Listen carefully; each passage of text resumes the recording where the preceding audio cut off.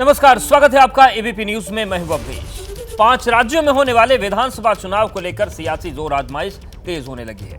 सबसे ज्यादा हलचल इस वक्त मध्य प्रदेश में हो रही है, जहां बीजेपी फिर से अपनी जीत का दम भर रही है तो कांग्रेस भी सीधी चुनौती दे रही है।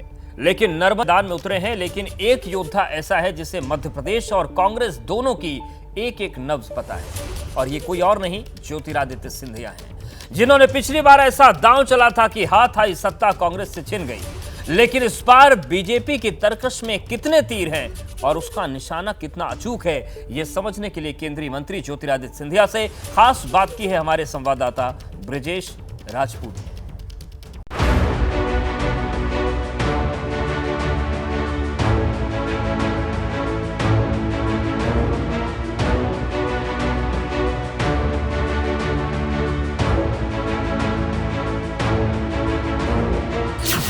मध्य प्रदेश में विधानसभा की वोटिंग के लिए तकरीबन 20 दिन ही बचे हैं और इस 20 दिन में दोनों पार्टियां 2020 फॉर्मेट के मैच खेलने के लिए तैयार हैं। जो सबसे बड़ी पार्टी है बीजेपी, जिसकी की सरकार है, उसके लोकप्रिय नेता, केंद्रीय मंत्री और Madhya Pradesh cricket control board के अध्यक्ष और बेहतरीन क्रिकेट खिलाड़ी सिंधिया जी, ज्योतिरादित्य सिंधिया जी हमारे साथ हैं। सर, क्या लग रहा है आपको कि जब मैच खेले जाने हैं तो इस बार पिच कैसी रहेगी? मध्य प्रदेश के टर्न ले रही है, सपाट है?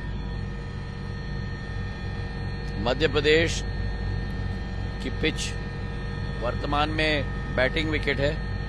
Bharatiya Janata party opening strike पे है। मुझे पूरा विश्वास है कि इस बार पूर्ण बहुमत के साथ मध्य प्रदेश में भारतीय जनता पार्टी की सरकार बनेगी। सर, आप अच्छे क्रिकेट प्लेयर हैं, हमने देखा आप जब भी मौका मिलते हैं लंबे लंबे शॉट मारते हैं। बीजेपी ने जिस तरीके से बड़े सांसदों को उतारा था, लगा कि आप भी बल्लेबाजी करने आएंगे। क्या आपने मना किया या पार्टी ने मंजूरी नहीं? मैंने सदैव कहा है कि मैं पार्टी का अनुशासित कार्यकर्ता हूं। जो पार्टी निर्णय लेती है उसका पालन करना हमारा धर्म है।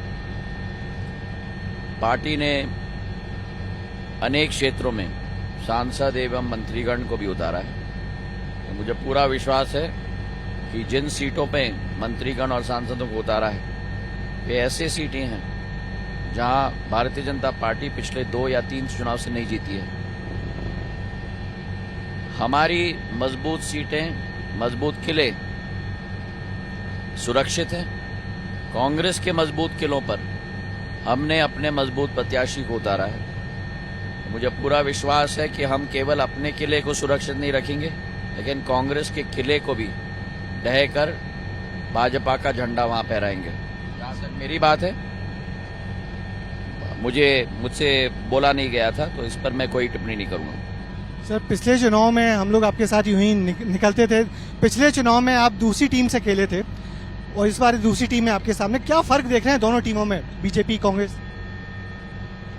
एक है सेवा भाव की पार्टी, एक है विकास और प्रगति की पार्टी, एक है सपनों को संकल्प में परिवर्तित करने वाली पार्टी और संकल्प को सिद्धि में परिवर्तित करने पार्टी, और दूसरी है अवसरवादी पार्टी, तुष्टीकरण की पार्टी और सबसे महत्वपूर्ण भ्रष्टाचार की पार्टी, और जिसका केवल लक्ष्य और केवल एक ही लक्ष्य है, वो वह जैसे भी हो कुर्सी हासिल करना है, स्वतः के हित के लिए, जनता के हित के लिए नहीं। और यही दृश्य हमको देखने को मिला 15 महीने की सरकार में।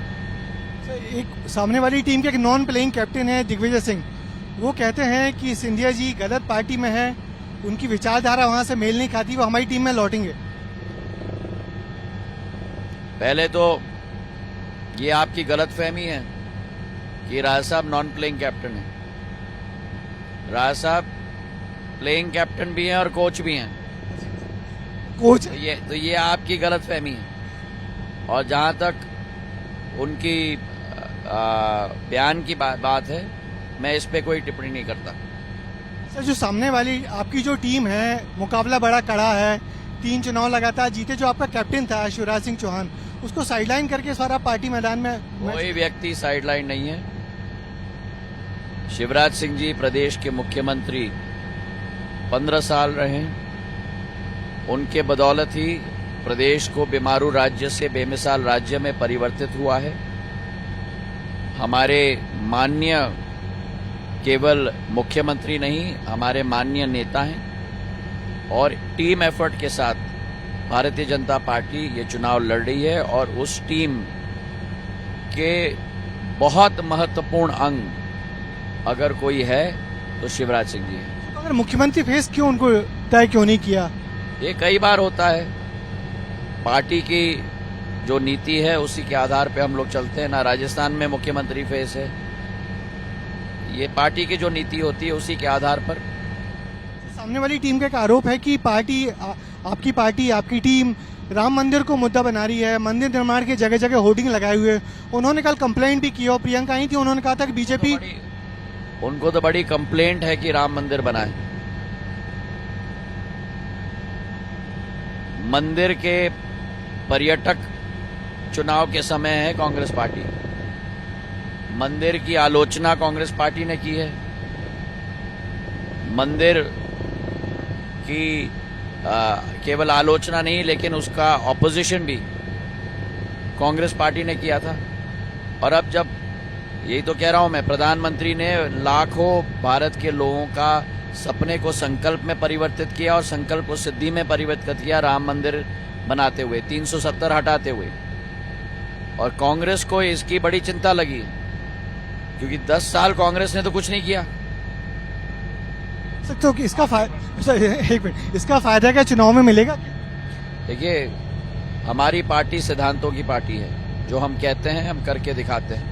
और सारे मुद्दों पर, चाहे ट्रिपल तलाक हो, 370 हटाने का हो, राम मंदिर बनाने का हो, देश की विकास या प्रगति हो, सब मुद्दों पर प्रधानमंत्री नरेंद्र मोदी जी ने पूर्ण निष्ठा के साथ, समर्पण भाव के साथ कार्य किया। टीम सिलेक्शन में कुछ नाराजगी सामने आ रही है, कई जगह नाराजगी है। अरे कपड़े तो कांग्रेस के फट रहे हैं भैया राजपूत जी, आपको कुछ दिख नहीं रहा है?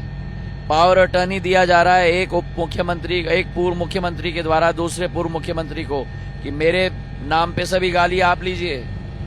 तो क्या बात कर रहे हो आप? ऐसा सर पहले कभी नहीं देखा। हाँ, ऐसा पहले कभी नहीं देखा, क्यों हो रहा है सब? अब भगवान जाने, वो तो आप जाने, कांग्रेस जाने। मेरी आदत नहीं है दूसरों पे सदैव टिप्पणी करनी। मैं अपना काम देख रहा हूँ, सकारात्मक सोच से काम कर रहा हूँ। बहुत बहुत धन्यवाद। सर एक लास्ट, वर्ल्ड कप चल रहा है तो क्या लग रहा है आपको, कौन सी 2 टीम फाइनल खेलेंगी? अभी हमारे टॉप 4 टीमों में जो क्षमता मुझे दिख रही है, ज्यादा इंडिया ऑस्ट्रेलिया का दिख रहा है। जीतेगी कौन? इंडिया। और यहाँ कौन जीतेगा सर? भारतीय जनता पार्टी। ये थे ज्योतिष सिंधिया जी, क्रिकेट के बेहतरीन खिलाड़ी, राजनीति के खिलाड़ी। कह रहे हैं कि बीजेपी मध्य प्रदेश में एक बार फिर से सरकार बनाएगी। कैमरामैन होमेन देशमुख के साथ ब्रजेश राजपूत, एबीपी न्यूज, अशोकनगर।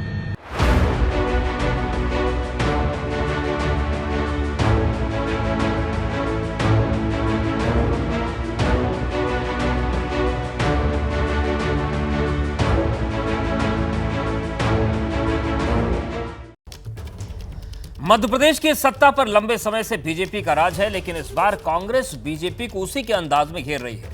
क्योंकि बीजेपी जहां राम मंदिर को अपनी उपलब्धि बता रही है, तो कांग्रेस सिमरिया में बने हनुमान मंदिर के जरिए यह बताने में लगी है कि धर्म वाली राजनीति से उसे भी कोई गुरेज नहीं है।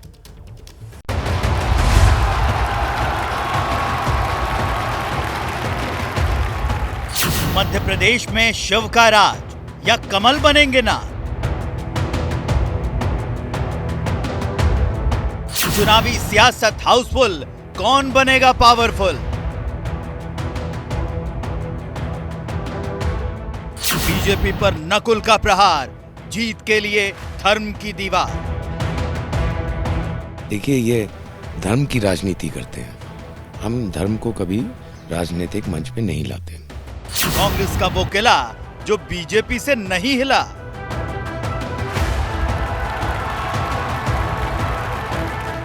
बदलेगी मध्य प्रदेश की तस्वीर, कांग्रेस ने खींची छिंदवाड़ा की लकीर।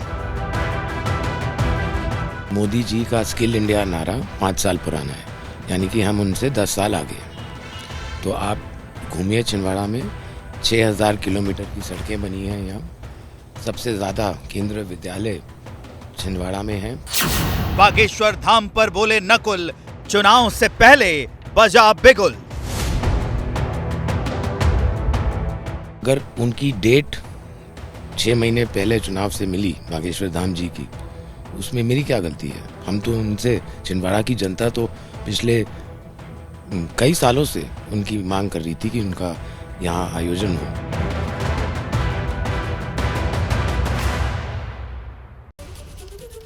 कांग्रेस के लिए छिंदवाड़ा वो किला है जिसे बीजेपी कभी भेद नहीं पाई। अब इसी मॉडल के दम पर कांग्रेस बीजेपी को चुनौती दे रही है, लेकिन कांग्रेस की तैयारी में कितना दम है, इसको लेकर हमारी संवाददाता निधि श्री ने खास बात की छिंदवाड़ा से कांग्रेस सांसद नकुल नाथ से, जिन्होंने सिमरिया में बागेश्वर धाम के बाबा धीरेन्द्र शास्त्री से कथा करवाकर पहली बार यह संकेत दिया था कि धर्म वाली सियासत पर सिर्फ बीजेपी का अधिकार नहीं है। एबीपी न्यूज के साथ एक्सक्लूसिव बातचीत करने के लिए छिंदवाड़ा से सांसद नकुल नाथ मौजूद हैं, जो लगातार दौरे पर हैं, रैलियां कर रहे हैं। और इस बार क्या अलग चुनौतियां हैं पिछले चुनाव के मुकाबले? कोई चुनौती नहीं है।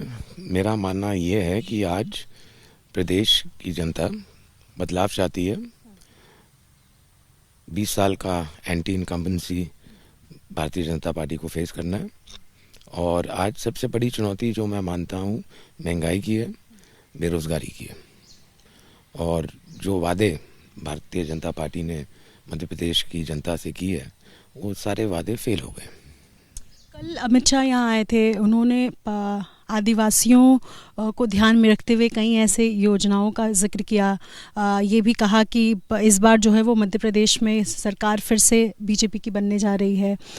पावर सेंटर्स का जिक्र किया, ये कहा कि 3 बार इस बार दिवाली लोग मनाएंगे, एक तो सरकार बनने पर और राम मंदिर बनने पर। तारीख आ गई है। देखिए, ये धर्म की राजनीति करते हैं। हम धर्म को कभी राजनीतिक मंच पे नहीं लाते। और आदिवासियों की अगर किसी ने परवाह की है तो वो केवल कांग्रेस पार्टी ने की है। अगर आज आदिवासी को आरक्षण मिल रहा है, वो कांग्रेस पार्टी की देन है। अगर आज आदिवासी की ज़मीन सुरक्षित है, वो इसलिए सुरक्षित है क्योंकि इंदिरा गांधी जी ने वो कानून लाए जिससे आदिवासियों की ज़मीन सुरक्षित है। मैं पूछना चाहता हूँ, इन्होंने आदिवासियों की घोषणा करी है, काम क्या किया है? सीधी बात है। रैली में भी अनुमान के मुकाबले कम लोग पहुंचे हुए थे कल। अब भारतीय जनता पार्टी इसका उत्तर दे। मेरे रैलियों में तो कम लोग नहीं आते।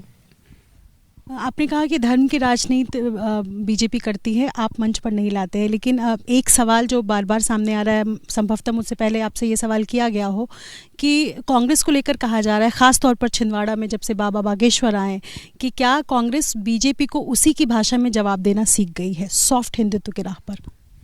बिल्कुल नहीं। हमने 14 साल पहले मध्य प्रदेश का सबसे बड़ा हनुमान मंदिर बनाया सिमरिया में। उस टाइम कोई चुनाव नहीं थे, उस टाइम हिंदुत्व का कोई मुद्दा नहीं था। अगर उनकी डेट 6 महीने पहले चुनाव से मिली बागेश्वर धाम जी की, उसमें मेरी क्या गलती है? हम तो उनसे, छिंदवाड़ा की जनता तो पिछले कई सालों से उनकी मांग कर रही थी कि उनका यहाँ आयोजन हो, लेकिन अब उनका डेट ही 6 महीने पहले आया, तो मैं क्या करूं? मतलब हिंदुत्व के राह पर कम से कम कांग्रेस तो नहीं है इस चुनाव। मैंने कहा, हम धर्म को राजनीतिक मंच पे नहीं लाते। सवाल है छिंदवाड़ा मॉडल का, जिसका बार बार जिक्र होता है, और ये पिछले चुनाव में जब सातों की सातों सीटों पर बिल्कुल क्लीन स्वीप था, इस बार क्या छिंदवाड़ा मॉडल का जब जिक्र हो रहा है और ये कहा जा रहा है कि बीजेपी क्या हैक कर पाएगी, तो मैं चाहूंगी कि आप एक बार बताएं कि छिंदवाड़ा मॉडल है क्या, जिसका बार बार जिक्र होता है?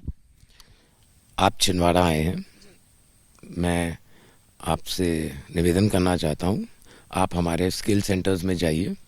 हमने अपना पहला स्किल सेंटर 16 साल पहले खोला था। मोदी जी का स्किल इंडिया नारा 5 साल पुराना है, यानी कि हम उनसे 10 साल आगे हैं। तो आप घूमिए छिंदवाड़ा में, 6000 किलोमीटर की सड़कें बनी हैं। यहाँ सबसे ज़्यादा केंद्रीय विद्यालय छिंदवाड़ा में हैं पूरे देश में। तो आप घूमिए और फिर आप मुझसे शाम को बात करिए और पूछिए कि छिंदवाड़ा मॉडल क्या है।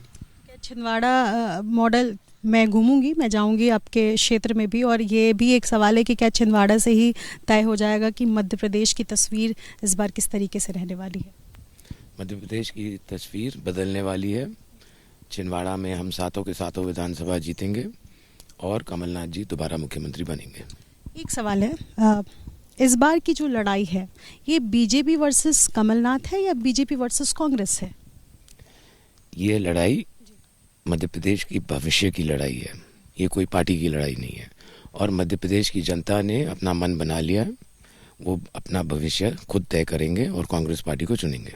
जब आप जनता के बीच जा रहे हैं तो किन किन मुद्दों का जिक्र कर रहे हैं? वो कहते हैं कि कांग्रेस जब तक रही तब तक उन्होंने घोटाला किया। क्या काउंटर है इस बार कांग्रेस के पास?